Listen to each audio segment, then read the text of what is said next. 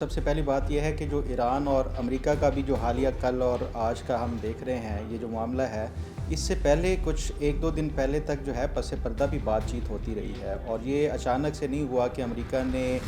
جو ہے وہ کچھ ٹارگٹس کے اوپر اٹیک کر دیا، اور پھر اس کے جواب میں ایران نے بحرین اور جو کویت ہے اس کے اوپر کر دیا۔ ہوا یہ کہ جو امریکہ کی طرف سے جو میڈیٹرز تھے، قطر اور پاکستان، ان کے ذریعے ایران کو میسج بھجوایا گیا، پیغام بھجوایا گیا کہ یہ جو اسٹریٹ آف ہرمز کے اوپر یہ جس طرح سے خاص طور پہ یہ جو شپس وغیرہ کو ٹارگٹ کیا جا رہا ہے جو پاسداران انقلاب کی طرف سے، یہ تو سراسر جو معاہدہ ہے اس کی خلاف ورزی ہے۔ تو اس پہ جو ہے وہ ایرانی سائڈ سے جواب دیا گیا ہے، اور یہ رپورٹڈ فیکٹ ہے کہ جو ایران کی طرف سے کہا گیا کہ پاسداران انقلاب یہ سمجھتے ہیں اور یہ چاہتے ہیں کہ جو امریکہ کی طرف سے اسٹریٹ آف ہرمز پہ ایران کی جو ٹول وہ چارج کرنے کی جو ایک تجویز ہے، اس کو امریکہ اپوز نہ کرے۔ یعنی اس کا مطلب یہ ہے کہ جو ایران، یہ ابھی ریما بات کر رہی تھی 5ویں نمبر جو شک کے حوالے سے، جو اسٹریٹ آف ہرمز کا ایران اس کے اوپر جو ہے وہ اپنا جو ہے ایک وہ میکنزم کے حوالے سے اس میں ایران وہ طے کرے گا، تو اس میں جو ایک جو انٹینشن جو واضح طور کے اوپر نظر آ رہی ہے وہ یہی ہے کہ اسٹریٹ آف ہرمز کے اوپر یہ ٹول جو چارجز کے حوالے سے یہ میرا خیال ہے کہ یہ دنیا کا کوئی بھی ملک جو ہے یہ اس کو تسلیم نہیں کرے گا، صرف گلف کنٹریز ہی نہیں بلکہ جو یورپین یونین ہے اور اس کے علاوہ بھی۔ اگر آپ دیکھیں جو 28 فروری کی جو جنگ یہ شروع ہوئی امریکہ اور ایران کے درمیان، تو اس کے بعد ہم پوری دنیا کا جو ایک اسٹیٹڈ جو ایک موقف تھا وہ امریکہ کے ساتھ نہیں کھڑا ہوا کوئی بھی، ایون جو ان کے اپنے اتحادی تھے، نیٹو تھا، انہوں نے بھی خود کو جو ہے وہ ڈسٹنس رکھا امریکہ سے، اور یہ واضح طور کے اوپر نظر آ رہا تھا کہ امریکہ جو ہے وہ ایک اگریسر کے طور کے اوپر جو اس کا پوسچر تھا۔ لیکن اس کے بعد پھر یہ معاہدہ ہوا، سیز فائر ہوا، فاسٹ فارورڈ یہ جو ایم او یو ہے اسلام آباد میمورنڈم کا، اور اس کے بعد اگر یہ شپس کے اوپر اٹیک کیا جاتا ہے اور اس کے پیچھے جو معاملہ ہے وہ یہی ہے جو ٹول چارج کرنے کے حوالے سے، تو پھر میرا خیال ہے کہ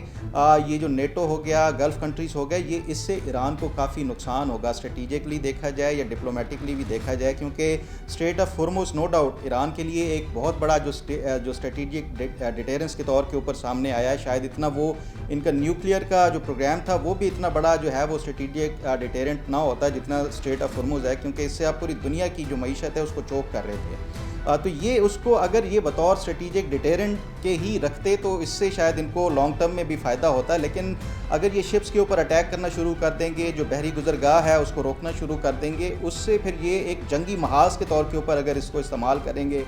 تو یہ میرا خیال ہے کہ لانگ ٹرم میں ایران کے لیے نقصان دہ ہوگا۔ ایک تو اس کو ڈپلومیٹک فرنٹ کے اوپر یہ جو سیز فائر کی کوششیں اور یہ سارا کچھ ہے اس کی وجہ سے یہ نقصان ہوگا۔ دوسرا پھر یہ کہ جو ایران کو ابھی سینکشنز خاص طور کے اوپر یہ 60 ڈیز کے لیے جو اپنی جو آئل بیچنے کے حوالے سے وہ کی گئی، گو کہ 17 جولائی تک ابھی 10 دن کا الاؤ کر دیا ہے، لیکن ابھی ریسنٹلی جو ان کے پاس سب سے بگیسٹ جو بائرز کے وہ تھے، آرڈرز تھے، وہ 3 ممالک تھے، اس میں چائنا تھا، اس میں بھارت تھا، اس میں جاپان اور کوریا۔ یہ ممالک بھی ان کے حوالے سے چین تو پہلے بھی آلریڈی اس کے جو 5 نکاتی ایجنڈا تھا اس میں آلریڈی کہہ چکا تھا کہ اسٹریٹ آف ہرمز کو کسی طور کے اوپر بلاک نہیں کرنا چاہیے، تو ایران کو یہ اس فرنٹ کے اوپر بھی میں سمجھتا ہوں کہ یہ ایک بیک لیش کا سامنا کرنا پڑ سکتا ہے۔ پھر اس کے ساتھ ساتھ جو خلیجی ممالک ہیں وہ تو آلریڈی ہم نے دیکھا ہے کہ قطر ہو یا سعودی عرب ہو، انہوں نے